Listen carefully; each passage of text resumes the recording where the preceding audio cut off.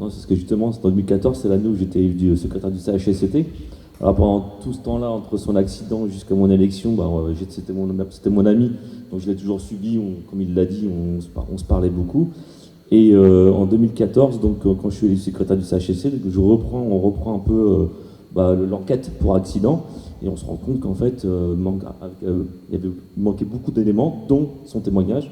Donc du coup, on n'a pas pu statuer sur l'accident en fait. Donc on a mis en place des mesures de prévention rapides juste après l'accident. À l'époque, l'équipe en place avait fait des choses, avec des mesures de prévention aussi pour éviter après des accidents, donc des actions concrètes. Mais ensuite, on n'a jamais su, on est resté pendant de 2013 jusqu'à 2014-2015, quand il est revenu après. Enfin, c'est que lorsqu'il est revenu en fait au travail qu'on a su, oui. Hein, même il avait un trou de mémoire qui a duré pendant toutes ces années-là, quoi. Et en fait, je pense que c'est le côté, parce qu'il a duré longtemps, on est d'accord.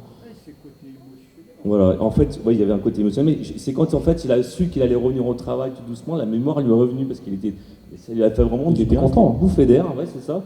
Et c'est de là qu'il a commencé, en fait, sa mémoire est revenue. Tu te rappelles de ça? Et oui, c'est vrai que juste pour finir, c'était une énigme, quoi, à l'époque. Et personne ne savait. Alors on a monté des théories hallucinantes sur ce qui a bien pu se passer. Tout le monde y a été sur sa propre théorie, la CARSAT, l'inspection du travail, tout le monde a essayé. Mais au final, ce qui s'est passé, il n'y a que lui qui le savait, et en fait, toutes nos théories étaient fausses. C'est ça qui est incroyable. Et donc, en fait, on n'a jamais pu finaliser, sauf quand je suis arrivé, donc quelques mois plus tard, donc un an plus tard, parce que tu es arrivé combien de temps après? Quand moi j'étais élu en 2014, t'es revenu quand déjà? Donc en 2017, c'est qu'en 2017 qu'on a su vraiment le fin mot de l'histoire. 2013-2017. 2017, ouais, c'est quand même fou. Et donc, et c'est vrai que, alors j'ai envie de parler de lui parce qu'il était là ce matin, il n'a pas pu rester, mais c'est M. Duquesne.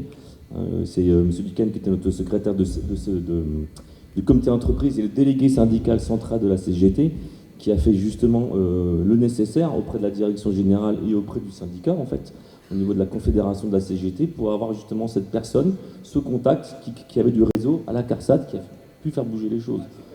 À la CPM, pardon, excuse-moi, à la CPM, excuse-moi. Défaut, non, je l'attaque pas. Et donc c'est vraiment, voilà, donc c'est là qu'on voit qu'en fait, ces syndicats, quand vraiment, on connaît aussi, il faut aussi connaître le bon interlocuteur aussi, hein, c'est toujours pareil. Et voilà, le réseau fait beaucoup aussi, quoi.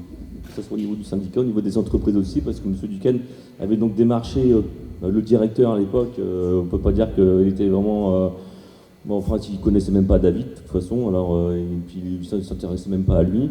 Donc en fait, il a fallu qu'on s'adresse à un directeur national qui connaissait, en fait, c'est un ancien directeur d'usine qui lui-même connaissait dans sa famille proche, hein, c'était ça, je crois qu'il avait un fils qui était en situation de handicap aussi, donc qui était très sensible à ce sujet-là. Et en fait, c'est lui qu'après, donc David il va expliquer, il va reprendre là-dessus, mais voilà, c'est M. Duquesne qui était vraiment la cheville ouvrière de tout ça.